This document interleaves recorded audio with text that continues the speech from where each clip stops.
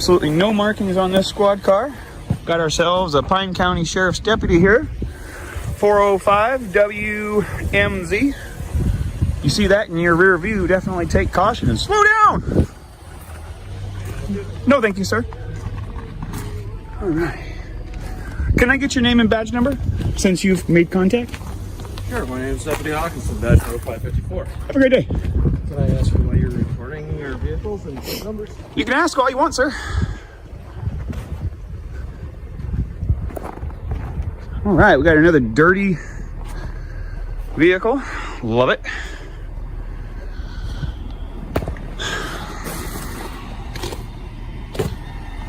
All right. Let's take a look at something here. As we all know, you have to establish privacy. Let's check out the zoom features on this camera. Hey, sir. No, you can't be zooming. Absolutely, I can, sir. Hey, well, do not touch me. You cannot. You cannot touch me. You cannot be. Sir, it is available and viewable from public. You cannot Sir, be recording. It is viewable from the public. You cannot interfere with me. Yes. You cannot interfere with me. Be recording inside the vehicles with okay, the, let's take it down a step. Let's take it down a step.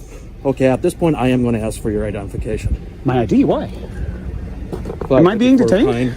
Do you want to start me a call? Hold on. Office? Am I being detained? A gentleman here trying to record inside squad.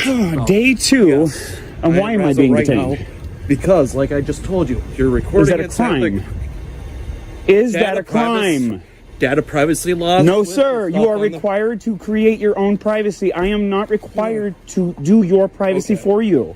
How you doing, sir? What's your name and badge number? Investigator Nygaard. Nice to meet you, sir. I really would like to take the tension down. Welcome back. Today's video highlights a familiar but important situation. A citizen exercising First Amendment rights meets officers who immediately treat lawful recording as suspicious behavior. The man is calmly filming publicly visible police vehicles when an officer makes contact and questions his intent. At first, it seems routine. Name, badge number, casual conversation. But the tone quickly shifts when the officer objects to zooming into what's plainly visible from public space. The citizen reminds the officer that anything exposed to public view carries no expectation of privacy. Instead of acknowledging this, the officer escalates by demanding identification. And just like that, a lawful activity is treated as if it a crime, setting the stage for a confrontation rooted not in law, but misunderstanding. Right, so can I see your ID? No, you cannot. Okay. Not unless you have reasonable, articulable suspicion that I have committed, am committing, or am about to commit a crime, which is a statute or law. Not your feelings, not your policies, nothing about that. This is an unlawful detention. As of right this now, is an unlawful detention. Will you stop interrupting me? Sure, I'm sorry. Okay. So basically, he's walking around, he's recording inside all the squads, collecting plate numbers, everything else like that. Came up to my squad and then started zooming in on the computer and stuff, which our computers is private information. But you need to create the privacy. Okay. Not me. I'm a private citizen. Minnesota statute 13.05, subsection 5, paragraph 2, as you can see right on the screen, states. I don't care, but as of right now, if you have identification on you. I would be glad to provide it for you. In fact, it is in my Jeep. I'm sorry, but in order for me to provide to you my identification, you need to be able to articulate reasonable, articulatable suspicion that I have committed, am committing, or am about to commit an actual law. I'd like to inform you, sir, that you are outside. Okay, I'm just going to pull a piece of paper out here. You are officially outside of your authority. You are officially violating my constitutional rights. And it states right here, if you read line 3 of the Code of Ethics of Public Services of the City of Hinckley. Dedicated service. All officials and employees. Pardon. Officials and employees shall not exceed their authority or breach the law or risk others to do so. Let me ask you something, sir. If you do not have RAS to demand my identity, and you continue to demand my identity, Is that violating the law? As of right now, like I explained to you. Now the situation turns into a legal standoff. The officer insists that recording inside the patrol vehicle violates privacy protections, but the citizen counters with clear principle. Privacy must be created by the owner. It's not the public's responsibility to look away. He calmly cites statute language and repeatedly asks the key question: what crime is being suspected? There's no clear answer. Instead, the officer doubles down on the ID demand, treating suspicion like evidence. The citizen stands firm, emphasizing that identification requires reasonable, articulable suspicion of an actual crime, not discomfort or departmental policy. This moment shows how quickly authority can lean on intimidation when legal footing is shaky, and how knowledge can neutralize pressure. Going inside, recording inside the computer and stuff, which is a violation of You data will privacy find it laws. is not. I am not in violation of any privacy laws. Yes, you are. Sir, So, if you need privacy, it is your I told obligation you- to create it. I told you not to be recording, and you zoomed in onto my Well, computer. I actually zoomed in far before you So, asked anything either of way, me. I You told you to also stop, contacted and you me. did not stop. Did you touch me? So, I told you to stop. Did you I make reached out physical to- contact with me? I reached out. Are to you take aware your that phone that's away from- assault? Okay. That I'm is not gonna simple debate battery. this with you. Well, then am I So- free to go? Do you have an ID with you? I do. Can I see Always. it, please? No, you may not.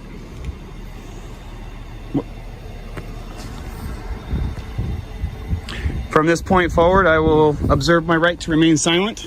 I have nothing further to say to you without a lawyer present. That's fine. I'll just get a hold of my supervisor, and I'll see what. Maybe he'll Otherwise- educate you. Do you really have to be so rude? When my rights were violated and I was assaulted by somebody who was sworn to uphold my constitutional rights, I get pretty upset, sir. I'm so sorry to hear that. I'm sorry to hear that you don't know my rights or care about my rights, and you want to try and use tools of intimidation to take my rights away from me. I'm not going to have it. Take any rights away from Are you demanding my ID? I am asking you for. Am I free to go? Just hang on, real quick. Am I free to go? I said hang on. Am real I quick. being detained? I already answered that question for you. And what crime do you suspect of me to be committing? Have committed or am about to commit?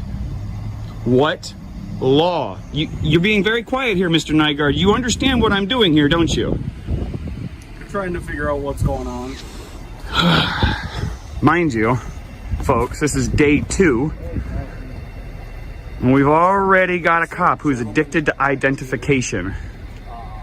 God, man, it's like crack to these people.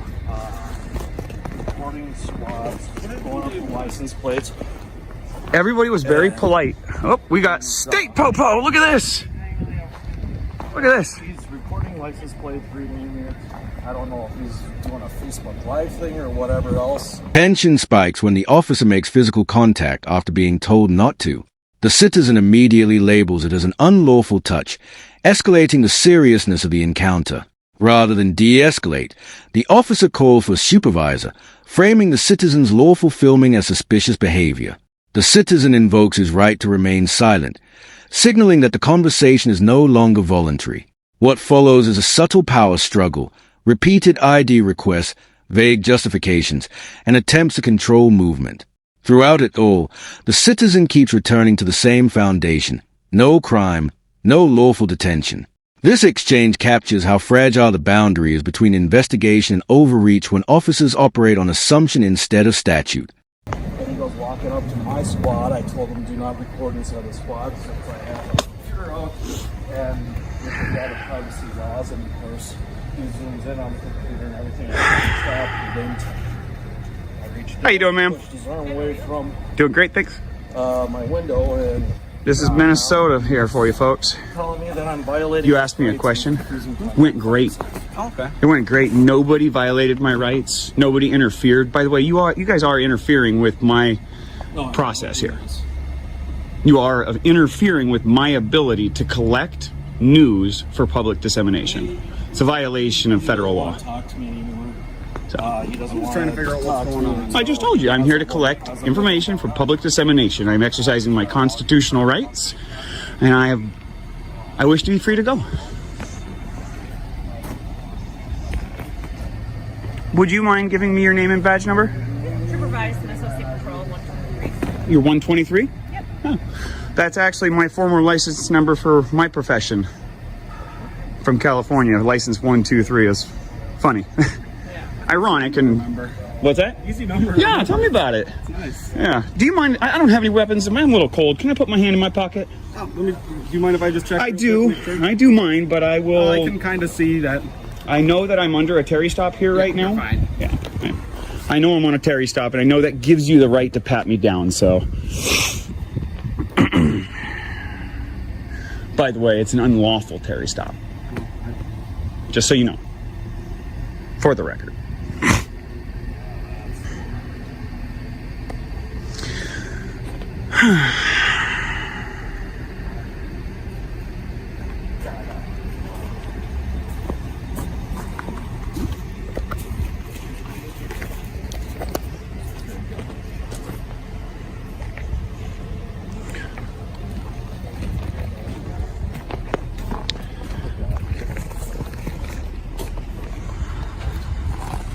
No, he just keeps following me around with his phone.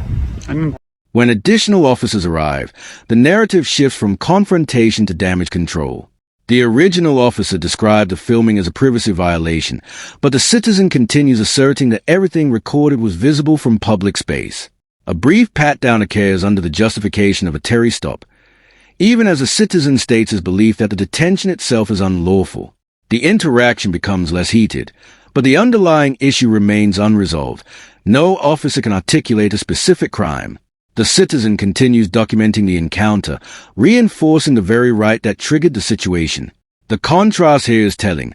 More authority arrives, yet clarity does not. About it. So... C. Hawkinson, Tyrant, in charge. Oh, you're coming here? Okay. Alright, yeah, if you want to talk with him and deal with it, that'll be great. I wish to be free to go. Well, if you want to leave... I wish to be free from your detention, sir. Okay, well then you can leave our parking. Finally, the supervisor acknowledges reality. The citizen is free to leave. The officer frames it as leaving the parking lot. But legally, freedom to leave also means freedom to stay. The detention has no foundation. With no charge, no citation, and no evidence of wrongdoing, the encounter dissolves. What remains is a core lesson of the video. Lawful recording is protected, and ID demands require legal justification, not personal discomfort. This entire situation demonstrates how constitutional rights depend on citizens understanding them, because authority alone doesn't guarantee correct application. Awareness isn't confrontation,